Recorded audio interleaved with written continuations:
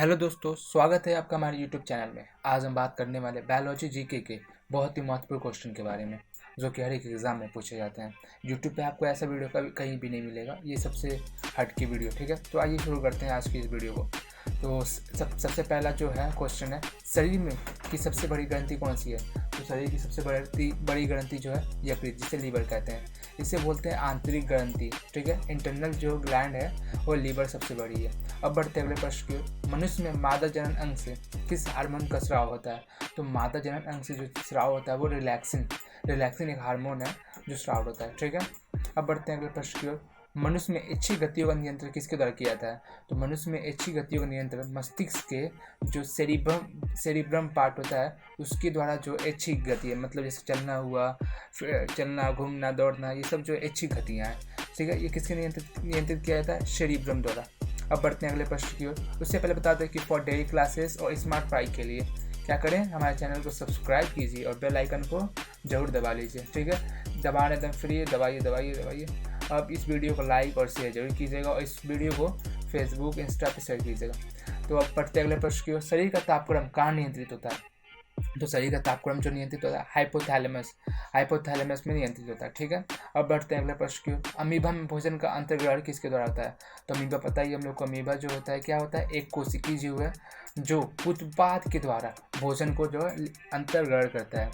निम्न में से कौन सा एंजाइम लार में पाया जाता है? लार में जो एंजाइम पाया जाता है वो टाइलिन एंजाइम पाया जाता है। टाइलिन बहुत इंपॉर्टेंट क्वेश्चन है, अभी हाल ही में SSC एग्जाम में पूछा गया था।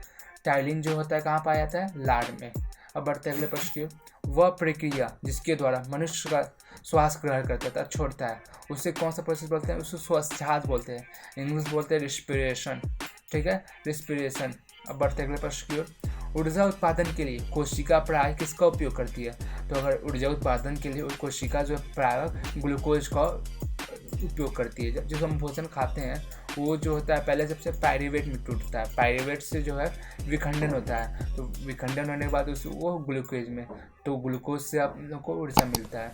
अब बढ़ते अगले प्रश्न की ओर। किस अभिक्रिया द्वारा पौधों में ऑक्सीजन और बाहरी वातावरण से कोशिकाओं में पहुँचता है? तो पौधों में जो ऑक्सीजन जो है बाहरी वातावरण से विसरण प्रक्रिया से पहुँचता है। कौन सी प्रक्रिया? विसरण। अब बाहर जो पौधे हैं उससे जो है इसको जो ऑक्सीजन मिलता है, कौन सी प्रक्रिया? विसरण द्वारा। ठीक है, याद कर लीजिएगा, बहुत इंपॉर्टेंट क्वेश्चन है कि किस अभिक्रिया द्वारा पौधे में ऑक्सीजन बाहरी वातावरण से कोशिकाओं में पहुँचते हैं? तो विसरण द्वारा। ठीक है, विसरण द्वारा। अब बढ़ते अगले प्रश्न की ओर। श्वसन की अभिक्रिया में खाद्य पदार्थों की प्रवृत्ति क्या होती है?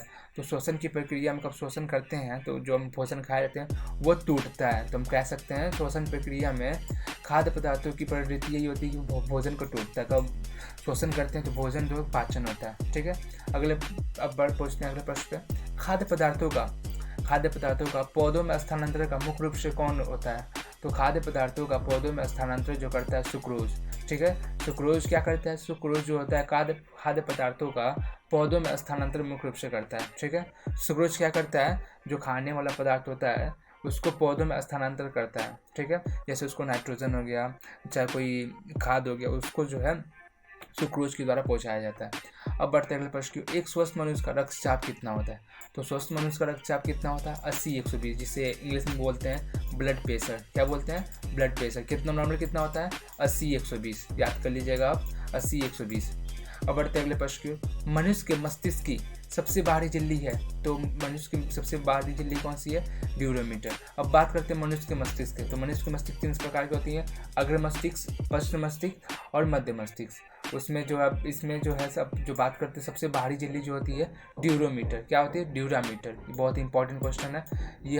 ऐसा वीडियो आपको कहीं नहीं मिलेगा यूट्यूब पे, ये सबसे बेस्ट वीडियो बायोलॉजी का, बहुत इंपॉर्टेंट क्वेश्चन है। ठीक है, ड्यूरामीटर, ये बहुत इंपॉर्टेंट क्वेश्चन है। अगर आप सरकारी एग्जाम की तैयारी कर रहे हैं तो हमारे चैनल को सब्सक्राइब जरूर कर लीजिएगा, क्योंकि मैं आपके लिए बायोलॉजी का, GK का, GS का वीडियो डालता रहूँगा। ठीक है, चैनल को सब्सक्राइब जरूर कीजिए, जल्दी कीजिए।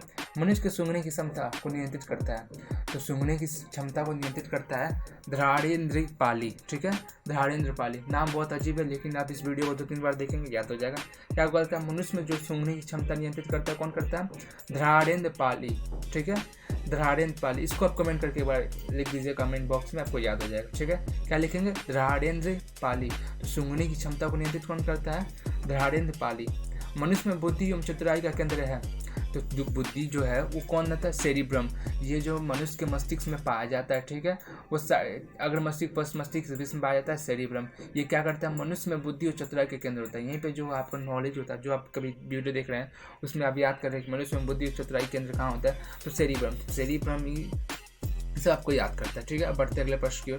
रक्त में ग्लूकोज की मात्रा नियंत्रित करता है। तो रक्त में ग्लूकोज की मात्रा जो है, ग्लूकोज की मात्रा जो कौन सा करता है, इंसुलिन करता है, ठीक है। इंसुलिन के कारण ही रक्त में ग्लूकोज की मात्रा नियंत्रित होती है। क्या होती है, नियंत्रित होती है। इंसुलिन क्या करता है, रक्त में जो है ग्लूकोज की मात्रा को नियंत्रित करता है। अब बढ़ते अगले प्रश्न की ओर। ऑक्सीजन क्या है, ऑक्सीजन कहते हैं गैस है, ठीक है। लेकिन अगर बात करें मानव शरीर में, तो ऑक्सीजन एक प्रकार की एंजाइम है। एंजाइम क्या करते हैं, एंजाइम जो है आपका भोजन को छोटे छोटे कणों में तोड़ने का प्रयास करता है, तोड़ने में सहायता प्रदान करता है। ठीक उसी प्रकार ऑक्सीजन गैस जो है एंजाइम कहते हैं, क्योंकि वो भी भोजन को छोटे छोटे कणों में तोड़ने का मदद करती है। इसलिए क्या होगा, ऑक्सीजन एक एंजाइम है, न कि वसा है, न ही कार्बोहाइड्रेट है, ना हार्मोन, ठीक है। अब बढ़ते हैं एंजाइम, याद कर लीजिएगा आप, ऑक्सीजन एंजाइम है। जो है प्रक्रमण के अंतर्गत क्या होता है, तो जो है प्रक्रमण मतलब लाइफ प्रोसेस, आप जो क्या करते हैं, जैसे आप जय प्रक्रमण क्या होता है बताइए आप। जय प्रक्रमण मतलब जो आप काम करते हैं, जैसे भोजन खाना, तो उसे खाना कहते हैं मतलब पाचन होगा उसका, फिर श्वसन होगा, फिर ये सब जो उत्सर्जन होगा, मतलब उस जो खाना खाए उसको निकालेंगे। ये सब किसके अंतर्गत आता है, लाइफ प्रोसेस, जीवन की प्रक्रिया है, उसे बोलते हैं जय प्रक्रमण। ये तो इसके अंतर्गत क्या होता है, ये पोषण भी करते हैं, उत्सर्जन भी करते हैं, श्वसन भी करते हैं, करते कि नहीं करते हैं। इसलिए हम कह सकते हैं जो है प्रक्रमण के अंतर्गत कौन आता है, सभी आते हैं। अब बढ़ते अगले प्रश्न की ओर। गोबर छत्ता किसके अंतर्गत आता है, तो गोबर छत्ता एक प्रकार का जीव है जो मृत जीवी के अंदर आता है। क्या आता है, मृत जीवी के अंदर आता है। याद के लिए बहुत इंपॉर्टेंट क्वेश्चन है, ऐसा क्वेश्चन आपको यूट्यूब पे कहीं नहीं मिलेगा, बहुत इंपॉर्टेंट क्वेश्चन, बहुत ही। अब बढ़ते अगले प्रश्न की ओर। वायुमंडल में सामान्यतः कार्बन डाइऑक्साइड पाया जाता है। तो वायुमंडल में कार्बन डाइऑक्साइड कितना पाया जाता है, 0.03%। कार्बन डाइऑक्साइड कितना पाया जाता है, 0.03%, ठीक है। कार्बन डाइऑक्साइड कितना पाया जाता है, 0.03%। और नाइट्रोजन कितना पाया जाता है, नाइट्रोजन की बात करें तो वो 78% पाया जाता है, ठीक है। और शेष में जो है मिश्रित गैस पाया जाता है, ठीक है। अब बढ़ते हैं अगले प्रश्न की। छाया में पनपने वाला पौधा को क्या कहते हैं, जो मतलब छाया मतलब पैदा होता है या बढ़ता है उसे क्या बोलते हैं, तो सियोकाइट्स, उसे सियोकाइट्स बोलते हैं। जो छाया में पनपता है उसे क्या बोलते हैं, सियोकाइट्स। ये बहुत इंपॉर्टेंट क्वेश्चन है, हाल ही के एग्जाम में यूपीएससी आरपीएफ में पूछा गया था, पर छाया में पनपने वाले पौधों के क्या कहते हैं, तो सियोकाइट्स। इसको आप कमेंट्स बॉक्स में जरूर लिखिएगा, क्या बोलते हैं, सियोकाइट्स। बहुत इंपॉर्टेंट क्वेश्चन। अब बढ़ते अगले प्रश्न की ओर। मनुष्य में मुख्य श्वसन अंग क्या है, तो मुख्य श्वसन अंग है फेफड़ा। फेफड़ा की सहायता से हम क्या करते हैं, श्वसन करते हैं, इसलिए क्या है, मनुष्य में मुख्य श्वसन अंग है फेफड़ा। इसको आप याद कर लीजिएगा, क्या करता है फेफड़ा, जो है मेन रिस्पिरेशन लंग्स है। अब बढ़ते अगले प्रश्न की ओर। निम्न में से कौन सी बीमारी श्वसन तंत्र से संबंधित है, तो आप मतलब कौन से संबंधित है, तो आपका क्वेश्चन सही है, टीबी और निमोनिया। टीबी और निमोनिया में क्या होता है, टीबी जो होता है और निमोनिया जो होता है बैक्टीरिया से होता है। किससे होता है, बैक्टीरिया से होता है। बैक्टीरिया को क्या बोलते हैं हिंदी में, बैक्टीरिया को हिंदी में बोलते हैं जीवाणु। तो टीबी जो होता है, कब टीबी होता है, आदमी का जो है फेफड़ा लंग्स जो है खराब होने लगता है, ठीक है। और निमोनिया भी होता है। इसलिए निम्न में से कौन सी बीमारी श्वसन तंत्र के अंतर्गत संबंधित है, तो टीबी और निमोनिया। क्या है, टीबी और निमोनिया क्यों है, क्योंकि ये आपको लंग्स को खराब कर देती है, और इसलिए होगा इसका आंसर डी, बी और सी दोनों होगा, टीबी और निमोनिया। बढ़ते अगले प्रश्न की ओर। उच्च रक्तचाप की अवस्था के क्या कहते हैं, कब हाई ब्लड प्रेशर, आप सुने होंगे दादी लोग को, दादा लोग को, बुजुर्गों को, कि आप मेरा जो ब्लड प्रेशर हाई हो गया बेटा, तो बोलते हैं उसको आप क्या बोलते हैं, इस स्टेट को बोलते हैं हाइपर टेंशन। क्या बोलते हैं, हाइपर टेंशन। क्या बोलते हैं, हाइपर टेंशन। कब किसी का ब्लड ग्रुप जो है हाई हो जाए, इसमें एक ट्रिक से आप याद करना है ना, देखिए आप HBP मतलब हाई ब्लड प्रेशर हो गया ना, तो H फॉर हाइपर टेंशन, क्या होगा, हाइपर टेंशन। अब बढ़ते अगले प्रश्न की ओर।